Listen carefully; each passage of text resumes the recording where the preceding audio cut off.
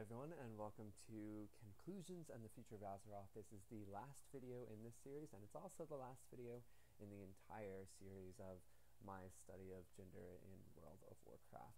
So let's get right into it. We're going to start out with some conclusions. These are based on all the videos that you've seen in this series before, and on the video you're just going to see some little tidbits that I want you to see. There's only actually going to be one thing that I'm going to throw out there that's relevant, and I'll point it out when we get to it. First off, the thing that we keep running into in this research, so I think we can call it a conclusion at this point, is that the affordances that Blizzard Entertainment has coded into World of Warcraft are somewhat minuscule in analyzing gender relations within the game. This is only true, though, when you compare it with what actually forges these gender relations, and what's more important than these affordances is how the community chooses to use them. In this regard, the community in World of Warcraft is generally a heteromasculine force that is decidedly critical and often discriminatory of any group that does not adhere to this norm. That is the norm that is established. This is a conclusion that you run into time and time again in digital narratology, as I mentioned a little bit earlier in this series, that it's not so much the technology, it's how people use it. And it turns out, after all the research we've done together, we can state that this is true of World of Warcraft as well. Something else, just to illustrate this rather, women are killed far more frequently, or female avatars, in player versus player combat, and this is something that has absolutely no basis or reason for existing within the code of World of Warcraft itself. There's nothing about the code of World of Warcraft that enforces this other than the minor affordances that are brought about with aesthetic. But we'll get into that in just one second, because we are going to hit that in part of our conclusions as well. Another sort of minor conclusion that we can make is that the male to female ratio in this game does lend heavily toward, or does lead rather heavily towards males. There are far more males playing this game, but the male to female avatar ratio seems to be relatively equal. But still, the gender roles aren't equal, which is going to lead us to another conclusion in a moment. But before we get there, I sort of want to just point out a microcosm of this. What you're looking at here in a second is, I'm just going to throw up the guild ranking list for a guild called Paragon, and this is a European guild. These guys are, this guild is by far the #1 guild in the world and have been for a while. And what you're going to see right now is just their breakdown by rank. And what you should notice just by looking at these rough numbers is that male avatars tend to dominate the top 3 ranks, while the female presence doesn't really appear until the 4th rank in the guild.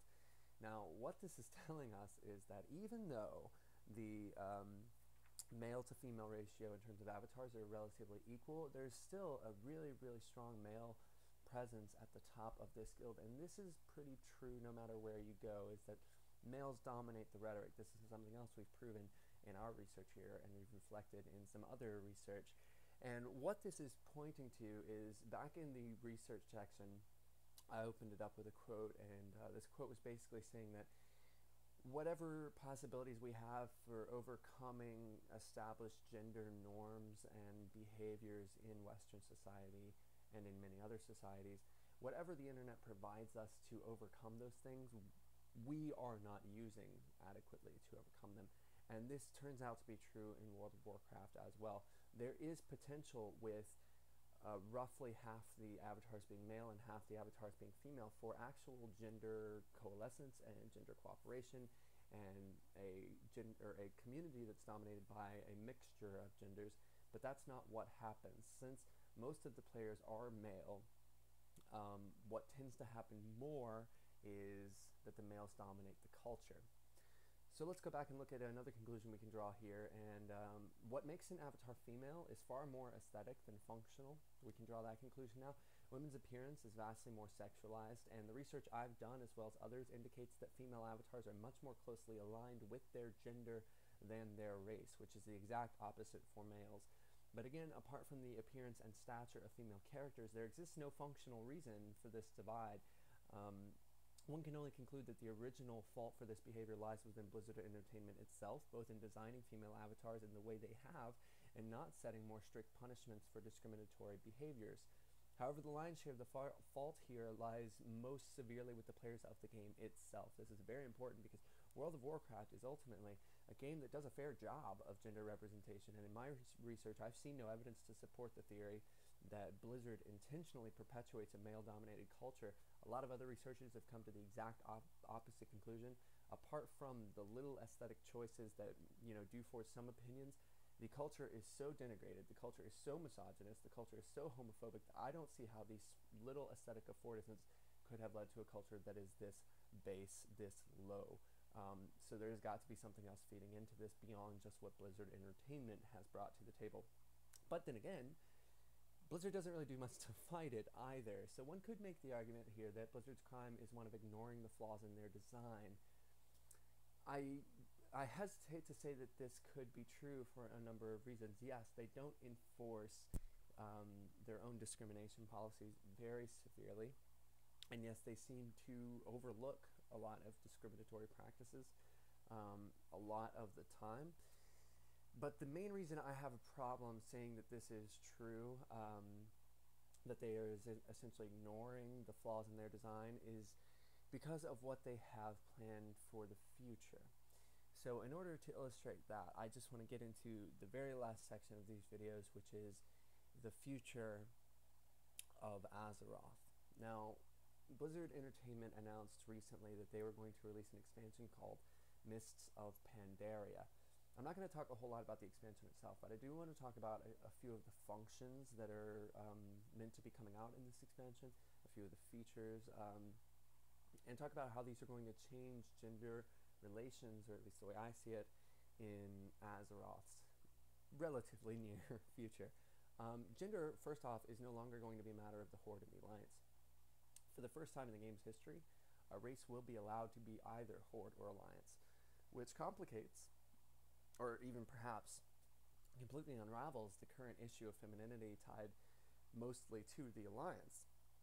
We discovered this issue in our last video here, and a little bit in the statistics video, or in the the research video as well, that this is a huge problem between the Horde and the Alliance in terms of female representation between the two. But now, with the introduction of the Pandaren race, one of whom you're looking at right now, this issue of femininity might start to be undone a little, which indicates to me that Blizzard is at least somewhat paying attention to these issues. There's also the aesthetic femininity that is currently problematic, that we've talked about a lot in these videos, will perhaps be subverted by the new race, as they are decidedly less feminine in appearance than their predecessors, which is to say that the females don't look very Western female, which is a huge step in the right direction if you want to achieve some sort of gender neutrality, or some sort of common ground between the avatar genders in the game right now. But these two things, while both incredibly beneficial towards the future of gender in World of Warcraft, aren't even close to what I'm about to say. I believe in having conversations with a lot of people about this expansion ever since I heard it was coming out. I've just been talking to people constantly about it, trying to get their opinions, and they all tell me that this next thing is going to be a game changer for gender. But it's sort of a peripheral issue that leaks into all of the game, or at least it has in the past, and that's the issue of a new class. Now, the Pandaren, which you're looking at now, are a new race. The new class is going to be called the Monk. This is a severe shift away, the Monk, from the last class addition to the game, which was called the Death Knight. Monks are meant to be peaceful, reflective naturalists, where Death Knights were cruel, dark, runic torturers who had formerly been controlled by one of the greatest villains World of Warcraft has ever endured. The inclusion of a new class does far more to shift gameplay dynamics than almost anything else, as the actual mechanics of the game are irrevocably, easy for me to say, changed. Basically, the argument here is that when Death Knights came into the game, they were a new class, and they were a hero class. And the argument is that not only did the actual mechanics of the game itself change, but that the inclusion of a class that was so dark in its tone, that was so you know, you look at these things and they have white slots where their eyes should be. They don't even have pupils. They were so demonic and dark, and they were controlled by this incredibly powerful villain. The argument is that when these characters came in, the game got darker, a lot darker, and it hasn't been released from this darkness since. And this darkness brought about it a sort of rhetorical desperation, and all of these, you know, the bad things that were going on in the rhetoric amongst the player base only got amplified by the inclusion of this new class.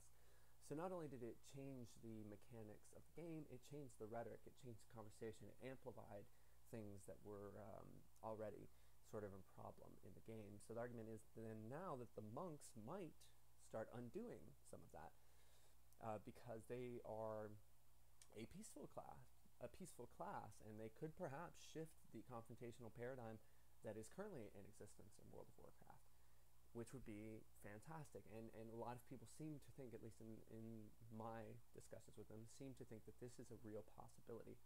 However, almost everyone that I talked to immediately followed that up by saying that this expansion is also being advertised as a return to the Great War between the Alliance and the Horde, which I guess has sort of been on the back burner the entire time I've been playing, but a lot of the older players remember when the war between the Alliance and the Horde was much more touted, was much more, it seemed much more dire, and Blizzard Entertainment seems to be wanting to move back towards that existence, or back towards that sort of war between the factions instead of the kind of war they have now. So that, in conjunction with the fact that this expansion is called Mists of Pandaria, there's a lot of Asian influence going on in here, specifically Japanese influence, and the new race are essentially pandas. A lot of people are thinking that even if the gender issues that are currently existent in the game now are undone or subverted, that they will perhaps soon be replaced by racism as the great discrimination within World of Warcraft. So perhaps in a few years I'll be coming back to do a follow-up to this series, which is racism in World of Warcraft, and maybe that will have all started with Mists of Pandaria. That's all I've got for you guys. I hope you enjoyed this series of videos. Please feel free to contact me if you have any questions or comments regarding these videos, and I will see you all next time.